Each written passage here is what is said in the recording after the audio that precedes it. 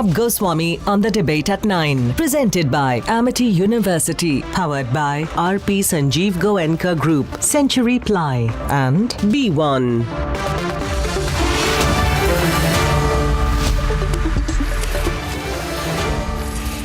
Good evening and welcome, ladies and gentlemen. The big conversation today globally is about hashtag where is Zelenskyy? The Russians are claiming that Zelenskyy has fled. In fact, they've been specific. They've said that Zelenskyy has fled, he has deserted his people, and he has gone to Poland, that he's hiding somewhere in Poland. Zelenskyy's core team says no, he's not fled, he's very much around. They've been claiming that in the next few minutes he's going to come out, he's going to address the media, he's going to declare that he's very much there in Ukraine. So we have two contrasting positions. The Russians are very excited. They feel that if Zelenskyy flees, then this war is over. It probably is. So much so that the chairman of the Russian Duma has gone on record to say that Zelenskyy has fled to Poland, and Russia has absolute confirmation of this. Now, ladies and gentlemen, this whole drama that's been going on up and down over the last 3 or 4 hours about Zelenskyy's location actually, in a way, brings the entire focus on the fatal flaw in this conflict. And that is Zelenskyy himself. He's been lionized to such an extent by the Americans. They want to make movies on him. The conversation in America is, if there's a movie on Zelenskyy, who's going to play the lead? They've dramatized Zelenskyy. And yes, of course they will, because they're shooting off his shoulder. And so this whole battle has become about Zelenskyy. Where Zelenskyy is, what Zelenskyy will do, can Zelenskyy fight Putin? The whole battle is actually between America and Russia. But Zelenskyy has become the tragic hero in this kind of situation. And I think that the Western media needs to think gravely and seriously about what it's doing in the process of lionizing Zelenskyy. By shooting off Zelenskyy's shoulder, by making him some kind of an immortal hero, what the Western media and what the West is doing is it's pushing the world closer and closer to a nuclear conflict. We need to think about what happened this morning. The nuclear alarm that came in from the Ukrainians. The response over the wee hours of the morning, this morning, about whether the world is going towards another nuclear catastrophe, whether we're going to see Chernobyl all over again. While these serious matters are matters of intense concern, the Western media and the West has focused so much on Zelenskyy and the battle of the people of Ukraine that is forgetting that slowly, unless this conflict is made to end in the next couple of days, it will become a greater, bigger third world war. Zelenskyy's core team talks so casually about a third world war. One of his core team members, in fact, said the third world war has already started. That's the kind of language that is being used. And viewers, if you think this is happening very far away and is not going to involve us in any way, that it is somebody else's war, please think again. Every minute and every hour that this conflict drags, NATO is moving closer and closer into a direct battle with Russia. Some say it's a matter of time. What the world needs is an immediate resolution. But what the West is doing is greater and greater indirect provocation. That's why this whole lionization of Zelenskyy needs to stop. We need to look at what is happening on the ground extremely rationally. We need to look upon this as a real conflict, a conflict that needs to end sooner than later. The West needs to stop enjoying the profit of war. We need to get real. Putin has to be stopped. And the only way to do this is look at this seriously, not like a Hollywood flick. Ladies and gentlemen, let's debate. Debate number 1 this evening. Where is Zelenskyy? Russia says he's in Poland. Has he fled? If he hasn't, where is he now? Debate number 2. We're moving closer and closer, and both sides are provoking. It has to be said now. Who is escalating this? Tonight I say both sides are escalating. This needs to stop. And here are the headlines this Friday evening on the Debate Tonight. Russian media claims Ukrainian President Zelenskyy has fled to Poland. they don't continue intervening, probably they will manage to avoid the Third World War. But the Third World War has already started. The Ukrainian government denies reports, claims Zelensky is leading from the front and declares the Third World War has already started. Ukraine claims Russia fired at Europe's largest nuclear power plant, no major damage to the reactors. NATO rejects no-fly zone request, rules out Ukraine's demand once again. Russia has 2 major cities in its control now, waiting to take over 3 or 4 more in the next few days. And legendary Australian spinner Shane Warne passes away at the age of 52.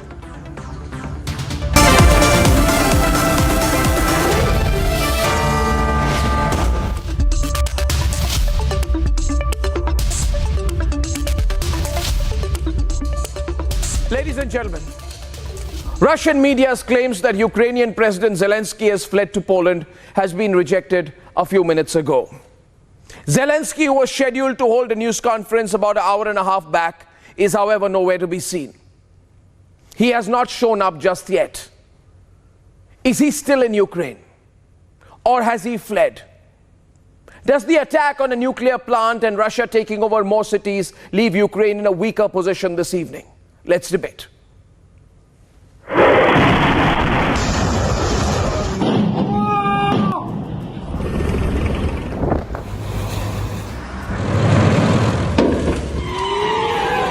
Наверное, вызвал эгоист. Russian media claims that President Zelensky has moved out of Ukraine, but Ukrainian media has not confirmed. But after the Russian advancements, this development comes as a little surprise, as after the attack on the nuclear plant, this was Zelensky's message this morning. Російські війська атакували Запорізьку атомну станцію, найбільшу в Європі. Вона одна могла бути як 6 Чорнобилів. Російські танкісти знали, що вони обстрілюють. Прямою наводкою по станції – це терор небаченого рівня. Zelensky was last seen in a video at 2:30 p.m. India time today. He put out this video through official channels in Ukraine. He even gave an interview last night. Мы не нападаем на Россию, не собираемся на нее нападать. Гарантии что? Мы в НАТО? Нет. У нас есть ядерное оружие? Нет. Что я должен сказать? Кому я должен что-то дать? Russia has been making swift advancements in Ukraine, almost cutting off it from the sea route. And that is why the attack on the nuclear plant is all the more significant. Just after a few days, it took control of Chernobyl.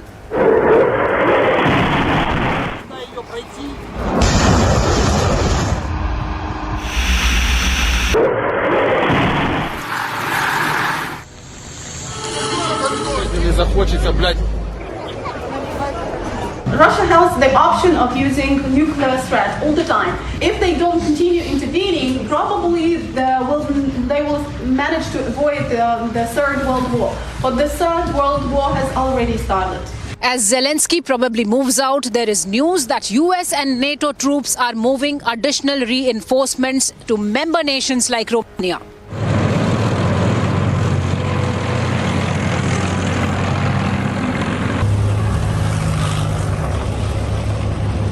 Look at this video of the Russian military convoy shot through satellite. This 2-minute 40-second video shows that Russia is ready to strike.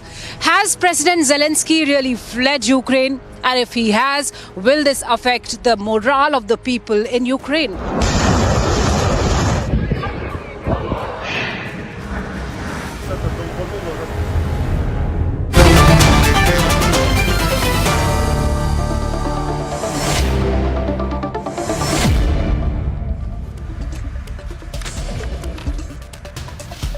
The biggest story this evening is where is Zelensky? So I'd like to start by just welcoming our guests this evening. And from Belgrade, I have Joaquin Flores. He's geopolitical analyst at the Strategic Culture Foundation. We have Eugenia Bilchenko, he's a political analyst from Moscow. Also, Dr. Peter Topichkanov is a senior researcher at CIPRI from Moscow. I am joined by Colonel Glenn Grant former advisor to the defense minister of Ukraine, Valentin Yakushik, who's live from Ukraine. He's a professor at the National University of Life and Environmental Sciences there. Peter Zalmayev is the director of the Eurasia Democracy Initiative from Kiev. And Volodymyr Kulik is a head research fellow at the National Academy of Sciences of Ukraine, also from Kiev. So first big topic of conversation today is, where is Zelensky? The entire Russian media claims that he has fled. If he has, first of all, what is the information in Ukraine? Yeah, you want to respond to that? Who's that? Who's responding first? You want to start? Yes, go ahead. That's Peter from Kiev. Yes, Peter. Yes, from the get-go. The Ukrainian government information services has been warning Ukrainians and others for the last 2 or 3 days at least that we can expect Russian disinformation campaign claiming that the Ukrainian president has fled the country. When you refer to Russian media reports claiming that Zelensky has fled, you have to understand that Russia has absolutely zero free media left. In the last 4 days, at least, Russia has shut down the last 2 independent TV stations. It has shut down a score of other publications. It's actually limited the use of Facebook and Twitter in the country. It may go after YouTube. You cannot believe anything that the Russian media is telling you. It's whatever is telling you is on direct orders from Vladimir Putin, and spreading this information about Mr. Zelensky having fled is part of its psychological war against Ukraine. But okay, so why is Russia so keen on this? We have on the right Joaquin Flores. He's live from Belgrade. Why is Russia so keen on this? Why has it been spreading this news about Zelensky fleeing? Yeah, well, whether it's true or not, it will have the desired effect, which is to force him to give proof of life. And the fact that he is expected to address the country means that he's playing right into the Kremlin information campaign, or disinformation, if you will. So he loses either way. And that's the fantastic thing about this information war coup. By showing his face, he shows that he's responsive to demands to show his face. And if he doesn't, then it's suspected that he's fled the country. I don't know that he's fled the country. And keep in mind that this came from the Speaker of the lower house of the Russian parliament, and it should be verified and not taken at face value at all. Yeah, sure, but why then? I mean, is it an admission, Eugenia? Is it an admission that Zelensky has become a big hero for the people of Ukraine? It's an admission.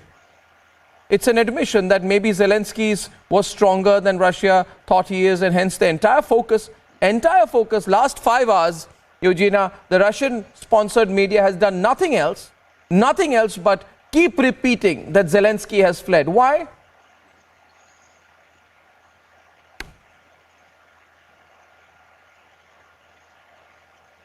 Eugenia? Dr. Peter, would you like to take that? Eugenia, I think you muted your audio. Can you just unmute yourself? Thank you. Should I respond? Yeah, Peter, why don't you? Yeah, thank you, Peter. Yeah. Yeah, I'll just go ahead and I'll just say that indeed your question has contains its own answer. Indeed, in this war for hearts and minds, for the world's opinion, Russians have miserably been losing. Ukrainians have the definite upper hand. They have won the sympathy and love and support of the entire world. Russia is in a veritable isolation, and Mr. Zelensky, whom Vladimir Putin probably did not consider very serious as a very serious politician, dismissed him. Zelensky, if you remember, was an actor playing the president on Ukrainian TV. Well, he's really given Vladimir Putin a run for his money. You know, he's really turned into a statesman. He has said to Russians, point blank, I'm not leaving. The Americans offered him a way out, and he said, you know what? I don't need a ride out of Kiev. I need ammunition. So, Vladimir Zelensky is beating Putin on his own game. The Russians But then I don't understand this. If he has not fled, no, that's all right. That's all right. That's all right. But my question was to Dr. Peter Topichkanov from Moscow. If he has, if he has not fled and if he's very much there, why doesn't he come out? I mean, if this is Russian disinformation, then Zelensky should confront it, right? What do you think? Dr. Peter Topichkanov, please. First of all, when speaking from Moscow, I have to say that in Moscow, in Russia, we have very strict laws. Just today, the Russian authorities imposed new laws banning any critical statements, even any public doubts about the Russian military forces' actions in Ukraine. So from this point of view, of course, I'm very limited to criticize the Russian authorities publicly. Otherwise, I would be punished with a criminal law and maybe in prison. That is why I want to say that those Russians who speak openly and publicly criticizing these decisions, they are brave people. And at the same time, to be honest, it doesn't matter from the point of view of the current crisis where President Zelensky is right now, because it's very important that two sides should stop the violence. And from this point of view, Russia and Russian authorities would use any pretext, any reason to demonstrate that they gain advances inside Ukraine. But if it's true or not, we will see based on other sources. Of course, we have to use multiple sources from Ukraine, from outside of Russia and Ukraine, to understand the real situation on the ground.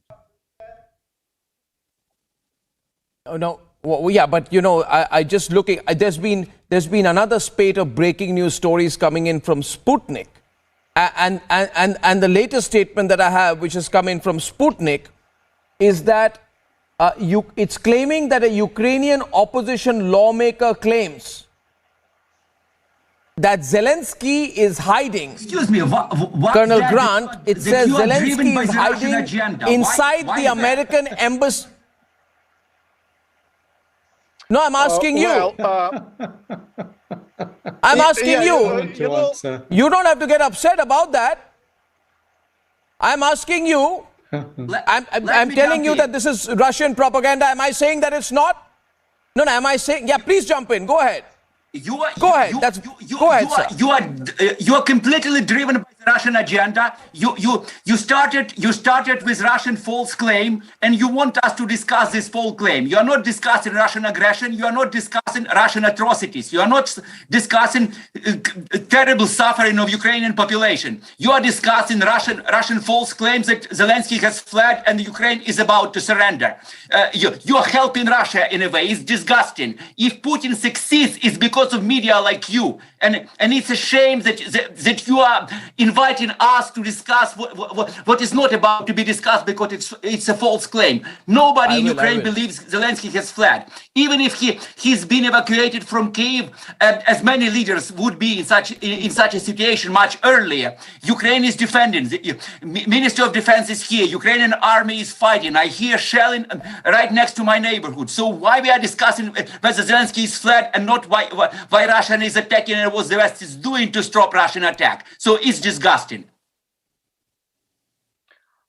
If I may... Right. Thank you for your observations. I'm not going to enter into a debate with you. I'm not here to enter into a debate with you. The fact of the matter is...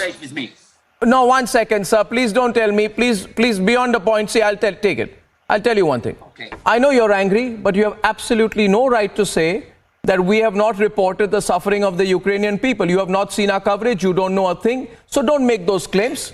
We have been debating it. We have condemned it more than you ever have done yourself. More than you have done yourself. So don't overreact. Please don't overreact. Please don't overreact. Please calm down. Like myself, and then we'll talk about. You are a bit, sir. No, 1 second, sir. I'll tell you one thing. The bottom line is this.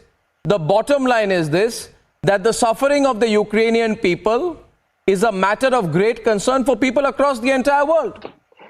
All the media, including ours, in fact ours more than others, you may not know, has been talking about it, has questioned the Russians more than you ever have, more than your media has.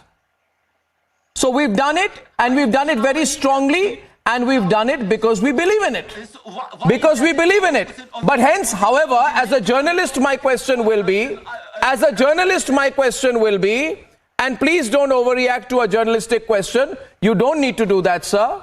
My battle is not with you. Your battle is with the Russians. Your battle is with the Russians. You want to battle me, you're making a mistake. You can easily contest. You could have easily contested on the program the introductory comments of Joaquin Flores when he spoke from Belgrade. You didn't do that. The problem is, sir, you want to jump at the media. Don't do that. Please don't do that. No, I am also, yeah, so I'm going to you, but I request you, sir. I request you, I'm going to you. I request you, I will not make it personal with you.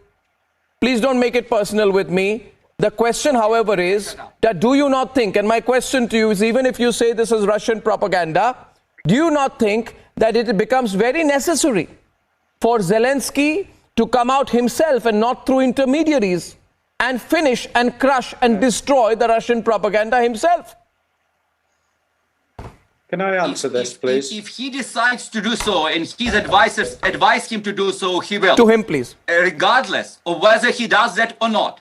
I urge you and your colleagues not to believe for a second what Russia is saying, because it's all, as Peter Zamayev said, it's all propaganda campaign. It is targeted to sow the seeds of doubt and then despair among Ukrainians and among the world leaders, so as not to help Ukraine. So let's not be duped for a minute by Russian propaganda.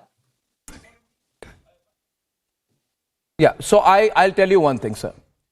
Can I just address you, sir, directly, if I may come on the screen and tell you something? I think you missed what I said. I began by saying that this is Russian propaganda. And we, sir, are experienced enough to understand it's Russian propaganda. Do you think that I believe that Sputnik is not biased or prejudiced? Of course not. I've been in the business long enough to know that. I know it's Russian propaganda, but I also know that sometimes you need to have a response to it. I want to go to Colonel Glenn Grant. Whether we accept it or not, this confusion about where Zelensky is will have an impact on the Ukrainian people. I think so. And is it not important, Colonel Grant, to counter it? Please, over to you. Right. I'm going to contradict you in discussion, sir, on this. First of all, I just rang while you were talking at the beginning. I spoke to Oksana Dimitrov, who's a member of the Defence and Security Committee, and she's in Parliament at the moment.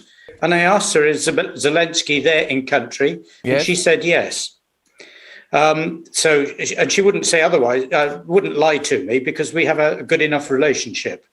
The second thing is this point about, is it important for Zelensky to answer Russia? And the answer is no, because Russia is fighting Ukrainian society. It's not fighting Zelensky. We're not the Soviet Union. We don't have an absolute leader. You know, there's a parliament in Ukraine and there are people in Ukraine. Zelensky is a good father figure at the front of it. But if Zelensky goes, Ukraine is not going to stop fighting, nor is it going to lose any will to fight at all. Because it's not that sort of country. And once you understand it's not that sort of country, then you understand that this is a fight between people, between Russia and the people. And Zelensky he's a nice man. It's good. He's doing very, very well. But you should look on Facebook and actually see what people say about him, no matter how much he appears to be a hero to the world. There are lots of people who are still critical. So I wouldn't worry about it too much. Russia thinks that the country revolves around Zelensky. And that is a fundamental mistake that Russia and Putin are making, because they are thinking that Ukraine is like them. And Ukraine is not like them at all. Interesting analysis. However, if I may say, Colonel Grant, this doesn't match the assessment that has come out from the West over the last 10 days, which is that Zelensky is a remarkable figure, a person who was underestimated, a person who was dismissed as geostrategically and politically naive, but who has exceeded the greatest expectations of the Ukrainian people and a great Ukrainian hero. You say, however, and I want to go to Valentin Yakushik, that Zelensky is not critical to the battle of the Ukrainian people, which is a shift in position. I see. I consider it a shift in position. What do you think, Professor Yakushik? Yeah. Let us continue the logic of Colonel. I agree with him. And I would say that Zelensky is not so important as Putin. If there is a change of Putin, it is the regime change. And Russia managed to do that. Now there was a regime change, not as they wanted, to put a puppet instead of Zelensky, but now there is a team of tough warriors around Zelensky. And if for some reason he disappears, it doesn't change anything, because Ukraine is ready to fight, is well organized, and it is a patriotic war. Then another moment, Zelensky might have gone to meet somebody abroad. Why not? When Putin goes to Syria, for example, he doesn't report to the nation and to the world community. So it might have been that. Then it's not according to the character of Zelensky to flee. Well, one of the previous presidents, Yanukovych, he was a coward person. He flew from Ukraine and put it into a chaos situation and is hiding in Russia. Zelensky is not this kind of a person. Then it is not the moment for Zelensky to go somewhere abroad. Well, it really, some 10 days ago, American leadership was advising to Zelensky to go to Lviv, and he didn't accept this. I don't know what does it mean, why Americans behave this way, but it's really, he is a hero. He entered in the history of Ukraine, and he behaves like a coward. He is out of this history.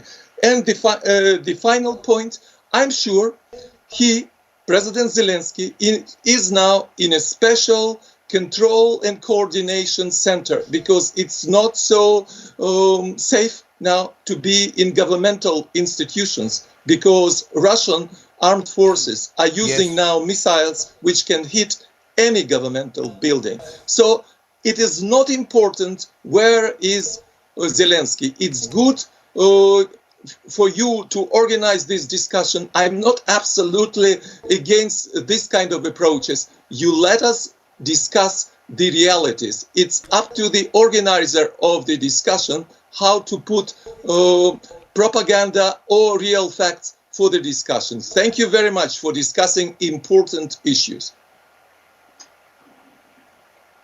No, I'm very much with you on board on that. The fact is that, what is important, what is not important, what should be given importance sometimes varies depending upon which side and how they look at it. And these are contentious issues. I completely understand that any information that comes out from the Russian side enrages the Ukrainians today because of the nature of the situation, the continued bombings, the killing of people, the attack on residential buildings.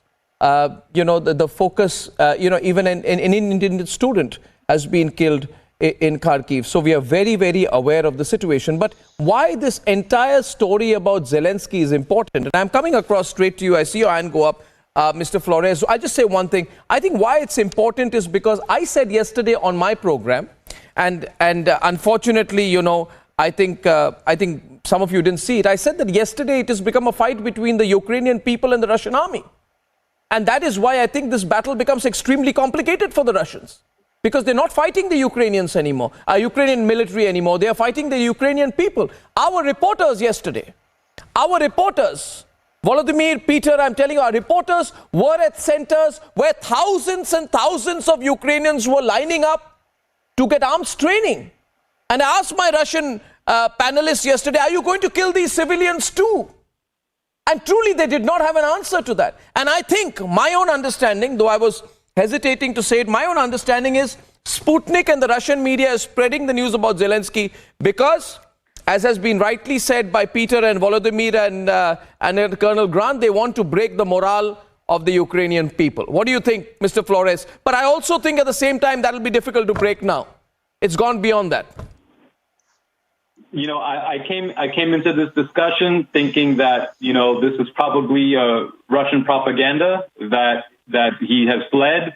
But hearing the hedging back on the line from the last two guys speaking, my esteemed colleagues, maybe he's fled.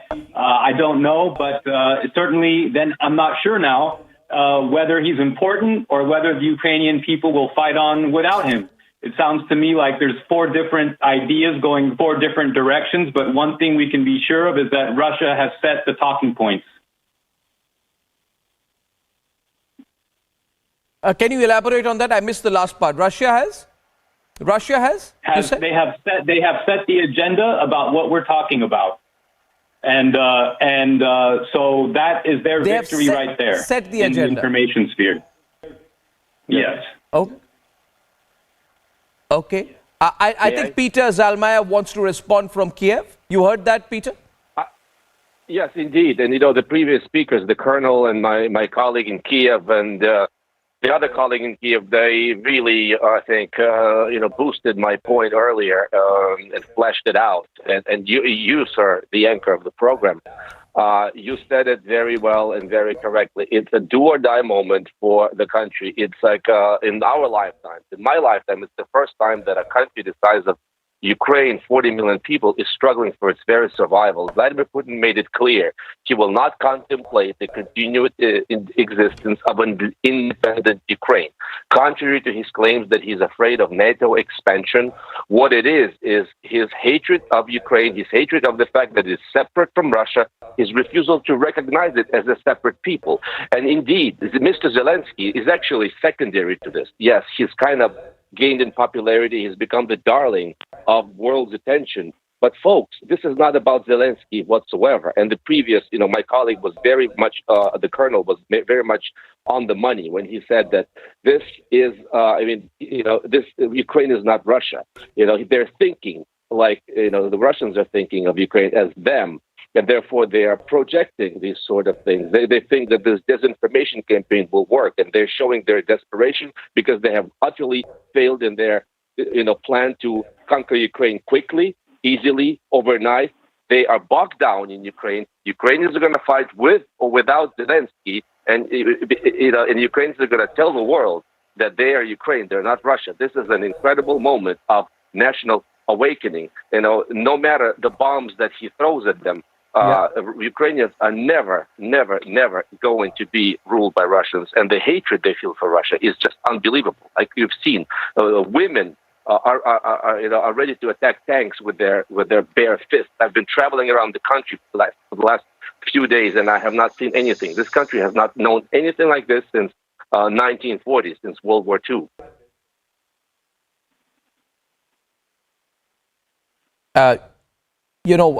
Peter, I want to go back to Peter Topichnikov. And Peter, you began by saying, Dr. Topichnikov, you began by saying that you cannot and nobody can really criticize Putin today. Otherwise, they'll be targeted by the establishment. And I therefore know that even if you wish to, there'd be limitations on what you can say and the extent to which you can say it. But may I ask you, do you think that the Russians are getting tired in terms of the Russian people? Because this news, and as here's how I look at it, and I'll just explain this why I'm asking you this. This news and the almost keenness with which the Russian media is pushing this news would make one believe that if this controversy over Zelenskyy's location lasts for, say, a couple of days, then Russians could accelerate things for themselves. So they need to break the morale. They need to confuse the Ukrainian people about Zelenskyy. And why would they do that unless things are getting difficult for them on the ground? Thank you for your question. I would say that we need to divide the authorities, state media, the armed forces, and the public opinion. And when you mentioned that the Ukrainian people fight Russians, of course, it's not fully correct. It's not fully reflecting the situation on the ground, because the Russian people are very divided. And to be honest, they might be and here you are fully correct. They are under the influence of TV reports and from the media reports. And when you mentioned from the beginning of our discussion, state media reports about that President Zelensky allegedly left Ukraine. Of course, the main target audience for these reports are the Russian audience. Then, when you ask me, are the people tired? My response would be to that, I don't know. Because the statistics, the information from the ground, they are not very correct. And what we got now in Russia, it's just a dark situation. We don't know our people. There are some observers inside Russia who started saying that even President Putin doesn't know his country now. For him, this is a very new country, and we are entering a very new situation for Russia. And we will discover something new after that crisis. I hope that it will end sooner rather than later. And also, what I want to say about your question, it's not important. Are the Russian people tired? Are they under public pressure from other countries? It doesn't matter, to be honest, for me, because as a Russian citizen, as a part of the Russian country, we are all responsible for what happened. Of course, you mentioned, and this is somehow it's my contradiction, because I mentioned that Russian people are not Putin and Russian people are not the Russian armed forces. But as a country, we have to be responsible for what happened in Ukraine, and we will be responsible for decades for that. It's just logical. And so when you hear complaints from Russian citizens from outside Russia that, well, we are under pressure in European countries and we are under criticism from institutions and there are sanctions and our economy is poor now. Well, it's a price. It's a price for silent support for this decision. It's logical. Yeah, absolutely. Barrage of news reports coming in from the Russian propaganda machine. And I want to go back. I want to go back to Colonel Glenn Grant. You know, the reason I'm focusing so much on this today, we've had major debates between Ukraine and Russia over the last few days. Viewers, here are some of the visuals of Zelensky over the last few days. And you may be thinking, Colonel Grant, why my entire discussion today is focused on Zelensky? Because I think Zelensky is a fascinating figure. And I think Volodymyr Kulik got it wrong on why I'm focusing on it. I think he's a fascinating figure. And I also believe, Dr. Kulik, if I can address you directly, that history often brings up the most unexpected and unlikely heroes. I mean, who would have thought? Who would have thought that today the entire world would be talking about an individual, you know, who wasn't even in serious politics till what, 3 or 4 years back. So the fact is, and the reason I'm talking about Zelensky so much, Volodymyr Kulik, is simply because, if I can just complete, I'm handing it over to you, is simply because you look at the speculation around him last few days. You know, reports about a bloodthirsty Chechen special forces squad sent to eliminate Zelensky, which was destroyed by the Ukrainians, and Russia's need to ratify some kind of a pro-Russia ex-Ukrainian president to head a puppet regime.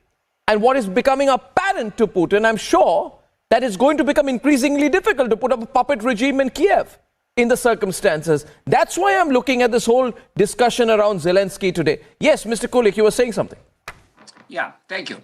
I am fully with you on the and as everybody else on this panel that Zelensky turned out to be a very good man for the job. He wasn't expected to be such a good man for the job. He was harshly criticized by many in Ukraine and in the West for his policies during these 3 years of almost 3 years in office. And now he rose up to the occasion. He's been behaving extremely well. He's been regarded as an exemplary man both in Ukraine and in the West. And the reason I got angry with you at the beginning is because you started emphasizing that the West is making a mistake by lionizing Zelensky. And in fact, I don't think so. I believe it is wrong to recognize Zelensky as an adequate and, in effect, exceptional leader of Ukraine, of a war country, of a country under attack at this situation. So, and the West is similar with Ukrainian, is in agreement with Ukrainian people on the matter.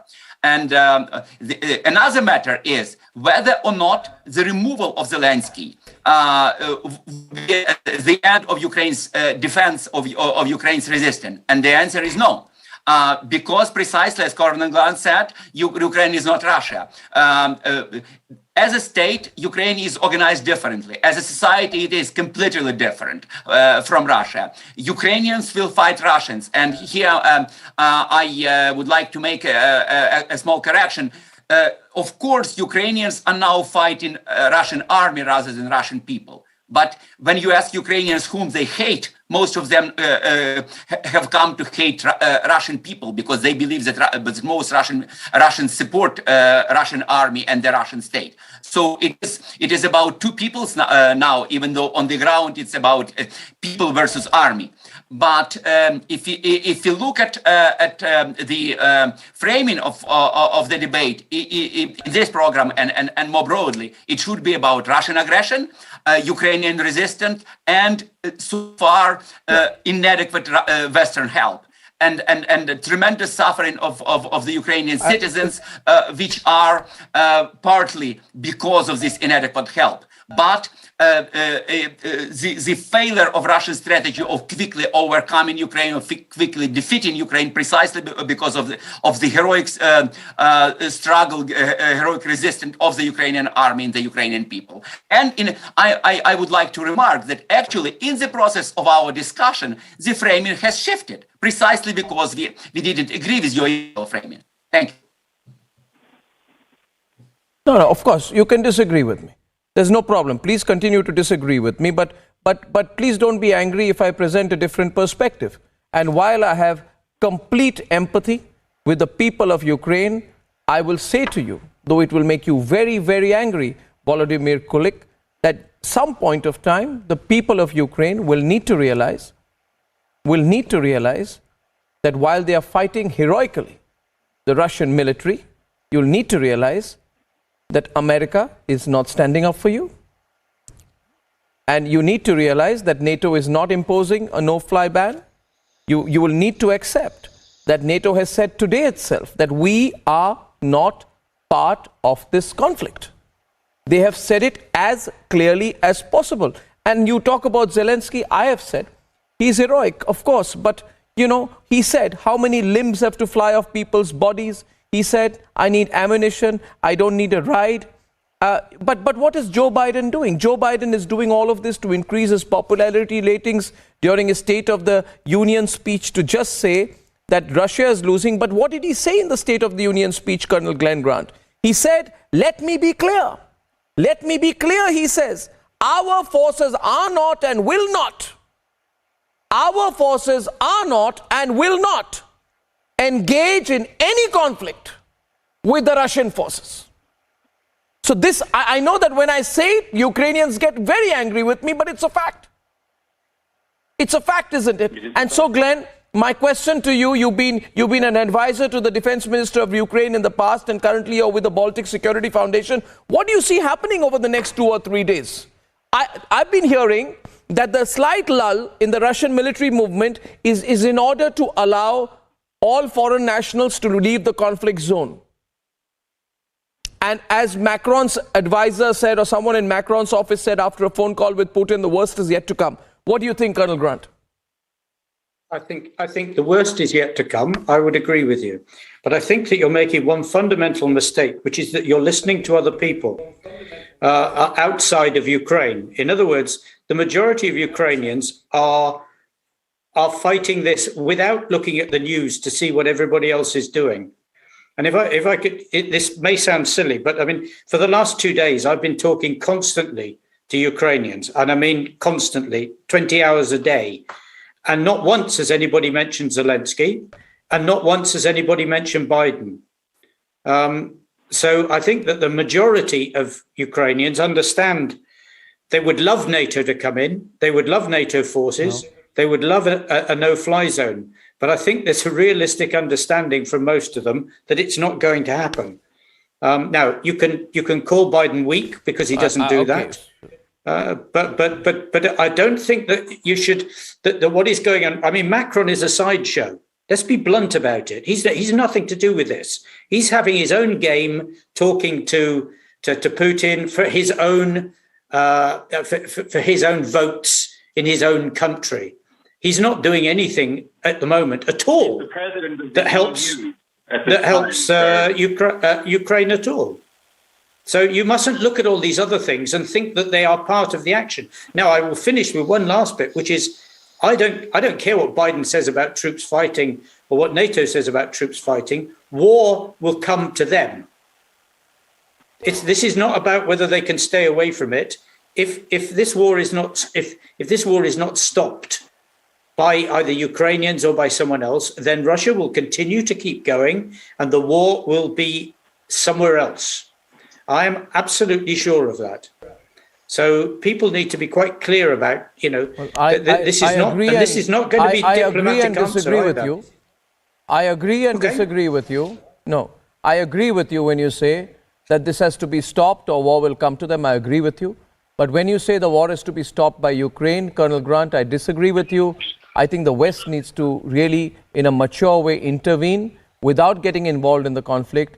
Let's put all the egos and interests aside, stop the war, stop the fighting, then the conversation will begin. To talk in the middle of fighting leaves the possibility of a flashpoint, which I consider very dangerous. But this has been very, very interesting. I thank you so much for joining me on this conversation, gentlemen. Thank you. And ladies and gentlemen, on the other side, exactly what we spoke about. If you noticed in the first debate, how quickly tempers fly.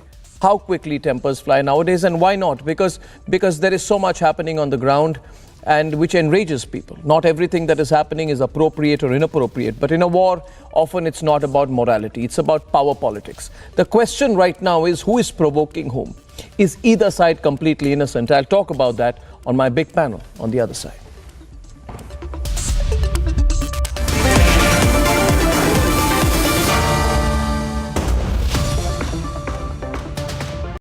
In the Global Employability Rankings by Times Higher Education UK, only the following 6 institutions from India are ranked amongst the top 230 in the world for having the most employable graduates. IIT Delhi, IISc Bangalore, IIT Bombay, IIM Ahmedabad, IIT Kharagpur and Amity University.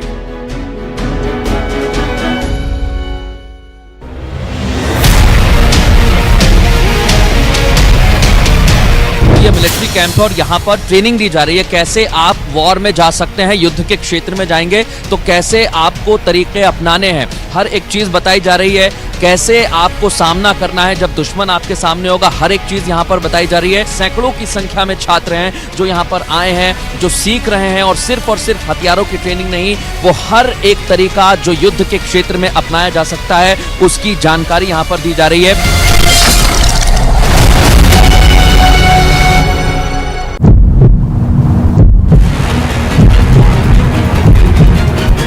Right now from a territorial defense unit in Ukraine. Just behind me is a group of civilians here in Ukraine who are now basically being given that kind of training. Dummy weapons that has been kept here. They would be using dummy weapons that would be used in a short while from now. It is the civilians who are now being manning the checkpoints. While they've been told how exactly to be there at the checkpoint, who are the people that they are supposed to check and how should the checking take place, and in case they come across any sort of a Russian agent, what should be their first reaction.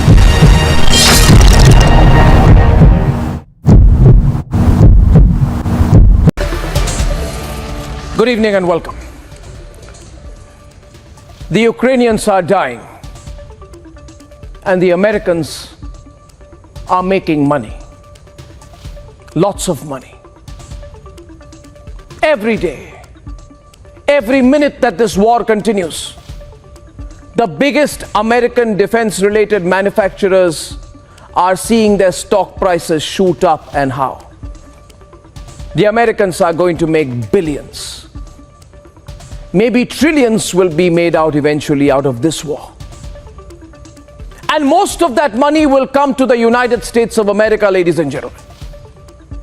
If you don't believe me, just look at the share prices on the American stock exchanges, ladies and gentlemen, of American companies like Lockheed Martin, like General Dynamics, so many others.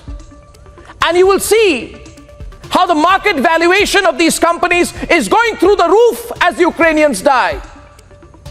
As hundreds of Ukrainians die, they make lots of money, billions, the Americans. As the missile attacks destroy homes across Ukraine, and sympathetic noises come out of human rights groups in America, the Americans are actually making lots of money. As innocents like the 21-year-old student from Karnataka are killed in Kharkiv in the shelling and the bombing, Europe prepares to spend hundreds of billions in increased defense expenditure. And most of the money, I repeat, almost all of that money will be made by the United States of America. So yes, ladies and gentlemen, the USA will make a lot of money. The same country that is pushing the Ukrainians, encouraging the Ukrainians into a prolonged conflict. Yes, the Ukrainians are brave. And they have shown tremendous resolve and spirit. Tremendous nationalism. But have they become victims of the American money-making game? Victims of the massive American arms industry? Don't get me wrong. I'm not saying at all that Putin is correct, or that his methods are correct. They are not. I have made that amply clear. But the Americans are going to make lots of money out of this. Think about it. The shortage of gas, when Russian supplies are blocked, will mean...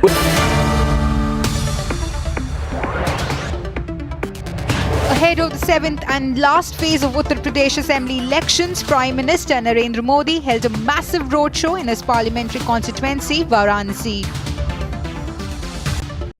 In the global employability rankings by Times Higher Education UK, only the following 6 institutions from India are ranked amongst the top 230 in the world for having the most employable graduates: IIT Delhi, IISc Bangalore, IIT Bombay, IIM Ahmedabad, IIT Kharagpur and Amity University.